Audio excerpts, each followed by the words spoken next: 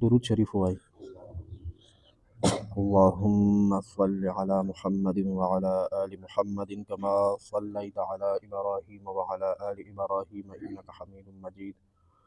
اللهم بارك على محمد وعلى آل محمد كما باركت على إبراهيم وعلى آل إبراهيم إنك حميد مجيد. باب نهي من دخل عليه عشر ذي الحجة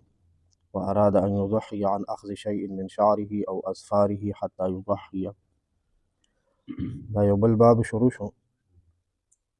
د غټ اختر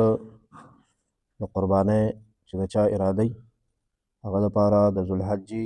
سپوږمۍ چې کله ښکاره شي نو تر قربانۍ کولو پورې دا 10 ورځې به خپل ویښته او نوکونه نه کټ کوي. 1906 نمبر حدیث مبارک دی 1706 نمبر. عن ام سلمة رضی الله تعالی عنها قالت د مؤمنانو مور بی بی ام المؤمنین سیدہ ام سلمہ رضی اللہ تعالی عنها نه روایت دی. الله پاک دی مور بی بی ناراضی شي، الله پاک دی د خپل ځان ناراضی کی، الله پاک دی زما ستا او د ټول امت د طرف نه بهترینی بدلی ورکړي. قالت مور بی بی فرمائی قال رسول الله صلی الله تعالی علیه وسلم پیغمبر علیہ السلام فرمایلی دی من کان له ذبح یذبحه چا چې د قربانۍ څاروی وي او د هغې د ذبح کولو اراده لري فاذا احل هلال ذي الحجة چې کله د ذوالحجې میاشت سپوږمۍ ښکاره شي فلا یأخذن من شعره نو نه دې کټ کوي خپل ویښته ولا من اظفاره او نوکونه شیئا یو څیز هم حتی یضحي تر دې پورې چې قرباني وکړي. رواه مسلم دا حدیث امام مسلم رحمه الله صحیح مسلم شریف کتاب الاضاحی باب نهی من دخل علیه عشر ذی الحجة دې باب کې ذکر کړی دی. مسند احمد کې امام احمد رحمه الله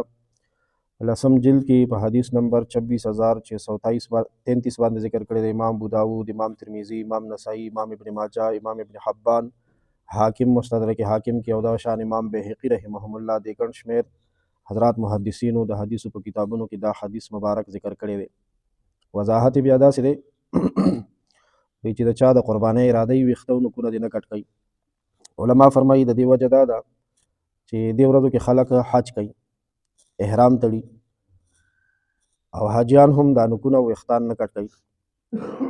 نو د هغې سره مشابهت دی یو قسم کم تللی نه شي حج له او د حاجیانو سره مشابهت اختیاروي نو په دې دوه څیزونو کې دی. او دا ممانعات چې دی دا مکروه تنزیهي دی یعنی دا ویښته او نوکونه نه کټ کول دا مستحب دي او کټ کول یې خلاف اولا دي او که ضرورت پیښ شو یو کس دی د هغه په نوکونو باندې یا ویښتانو باندې 40 ورځې اوړي په دې 10 ورځو کې نو بیا هغه دپاره کټ کول ضروري دي. او که څه بل ضرورت پیښ شو بیمار شو یا زخم ولګي د نوک کې یا په سر کې ویښتو کې